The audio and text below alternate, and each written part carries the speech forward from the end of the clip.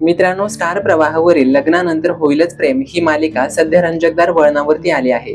या मालिकेमध्ये अजूनही काव्या, नंदिनी, पार्थ आणि जीवा या चौघांचीही नको असलेल्या नात्यामुळे घुसमट होत आहे आणि याचा फायदा मात्र रम्या आणि वसुताई घेताना दिसून येत आहेत आणि त्या त्यांच्या जखमेवरती अजूनच मीठ चोळत आहेत।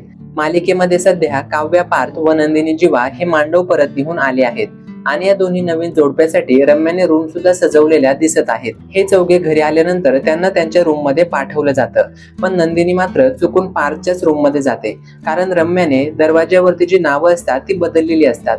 जीवा आणि नंदिनी असं लिहिलेलं बघून नंदिनी त्या खोलीत जाते, पण तिथं नंतर पार्थ येतो आणि यानंतर त्यांच्यामध्ये काही बोलणं होतं, तोच त्या रूम मध्ये काव्य येते। पार्थच्या रूम मध्ये नंदिनी आलेली बघून काव्याला वेगळंच वाटतं।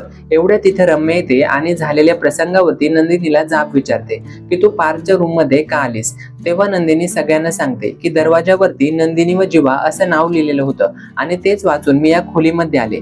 तेव्हा रम्या नंदिनीला दरवाजाजवळ घेऊन जाते आणि तिला म्हणते की हे बघ, दरवाजावरती अजूनही पार्थ आणि काव्या असंच नाव लिहिलेलं आहे आणि दरवाजावरती बदललं गेलेलं नाव बघून नंदिनीला धक्काच बसतो। नुकताच या मालिकेचा 22 मार्च रोजीचा एक नवीन प्रोमो समोर आला आहे आणि या प्रोमो मध्ये आपल्याला काव्या व वसुंधरा ताईंचं भांडण झालेलं दिसत आहे। वसुंधरा ही नंदिनीला म्हणत असते की एवढं सगळं झाल्यानंतर तुझ्या जागी दुसरी कोणी मुलगी असती तर तिने आत्महत्या केली असती। वसुंधरा ताईंचं हे बोलणं ऐकून काव्या मात्र खूपच भडकते आणि वसुंधरा व नंदिनीच्या मध्ये येऊन काव्या आता बोलू लागते। ती त्यांना जाब विचारते की नंदिनी ताईच्या जागी जर तुमची स्वतःची मुलगी असती तरी तुम्ही हेच म्हटलं असता का की तिने आत्महत्या करायला हवी। हे सगळं ऐकून वसुंधरा ताई मात्र गप्पच होते। आपल्या मुलीसाठी काव्याच्या तोंडून असं बोलणं ऐकून वसुंधरा चिडते आणि मोठ्याने ओरडत काव्याला म्हणते की तोंड सांभाळून।